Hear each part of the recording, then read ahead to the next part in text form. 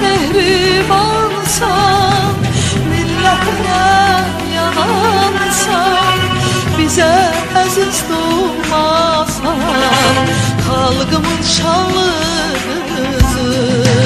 Sen muğamın dünyası, aşık sana duası, körpelerin anası, halkımın şanlı kızı, körpelerin anası, halkımın şanlı kızı.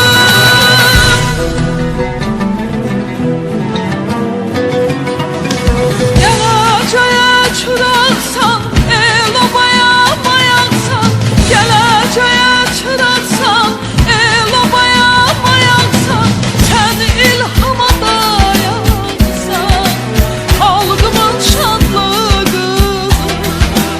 Tükenmez məhəbbətin, vətənə sədaqətin, fəxri sən bu millətin, halkımın şanlı kızı. Fəxri sən bu millətin, halkımın şanlı kızı.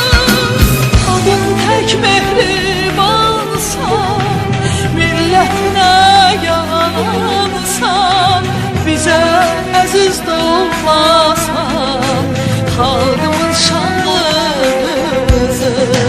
Sen muğamın dünyası, aşık sənət duası, körpələrin anası, halkımın şanlı kızı, körpələrin anası, halkımın şanlı kızı.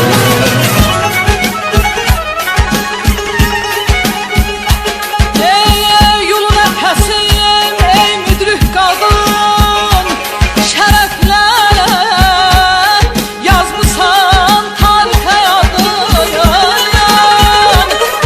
Səndən qürurdur Azərbaycanım, halkımın şanlı kızı, mehribanım, mehribanım. Ay, ay, aman